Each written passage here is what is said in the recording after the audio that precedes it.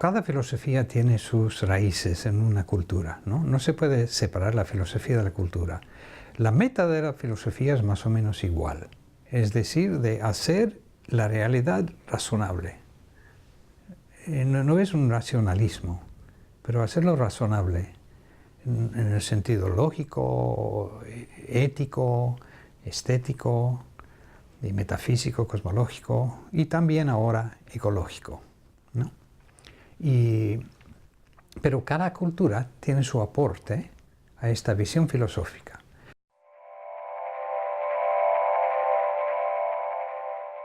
¿Qué es el aporte de Japón? ¿Por qué debemos incluir a Japón en la filosofía? Primero, porque debemos excluir a nadie. Pero en segundo lugar, Japón tiene también su aporte muy particular.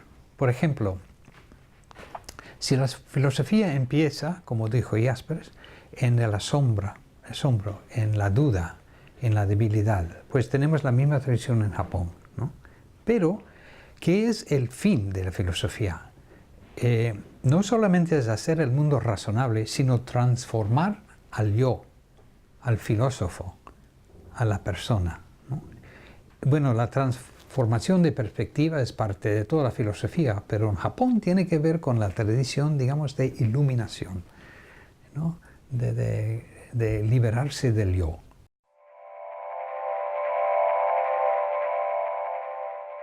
Otra parte interesante de Japón es que la tradición interlineal, de que hablaba la otra noche, ¿no? La tradición interlineal es distinta de la tradición interlineal de la filosofía occidental.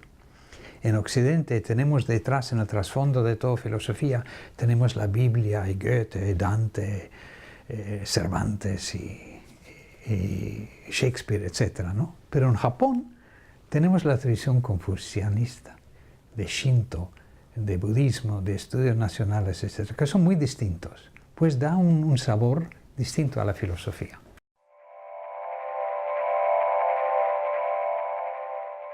En Japón, la distinción entre filosofía y religión solamente empezó en el siglo XIX, ¿no?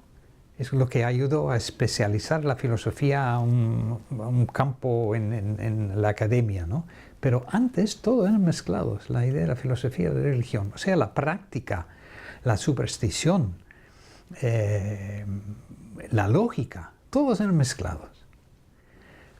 Y una cosa que es muy difícil entender para los japoneses es cómo se puede tomar los textos sagrados, que no son parte de la filosofía, pero son realmente parte del trasfondo, ¿cómo se puede tomarlos literalmente?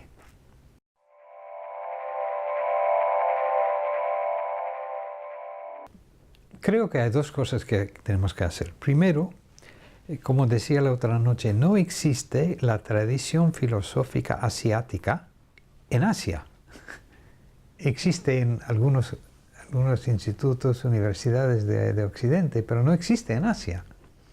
Si un coreano publica un libro sobre la filosofía de Corea, corre a Europa para traducirlo en alemán o en francés o inglés o lo que sea, ¿no? En castellano, ¿no?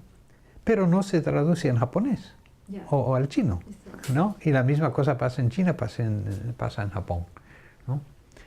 Su pensamiento, si es filosófico, no pertenece más a Asia, pertenece en primer lugar a Occidente. Ese es un problema que tenemos que superar.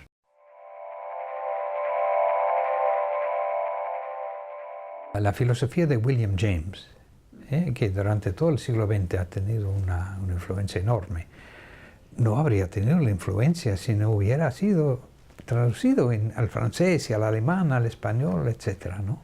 Esa es una gran parte del desarrollo de su pensamiento. La misma cosa con Wittgenstein, con Heidegger, con todos, ¿verdad? De Nietzsche, ¿no? Pertenecen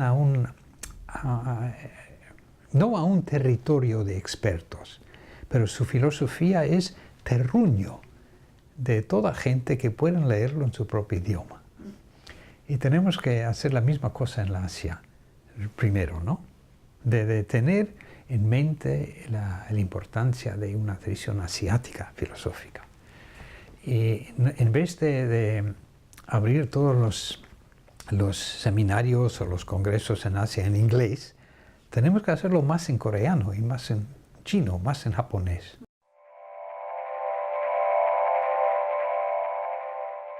Necesitamos más jóvenes que insisten en escribir su tesis sobre la filosofía oriental. Y no digo una filosofía comparada, ¿no? Que solamente dónde están los traslapos y cómo se puede criticar a tal y tal fulano, como se dice, tío asiático utilizando las fuentes de Occidente, etc. No, estoy hablando de realmente introducir en su tesis, o sea, de enfocar su tesis en un pensador oriental o japonés, lo que sea. Y más jóvenes lo hacen. Y cuando ellos tienen su trabajo o una posición en una universidad, van a empezar a enseñar su pensamiento a sus alumnos. Viene desde abajo, no desde arriba.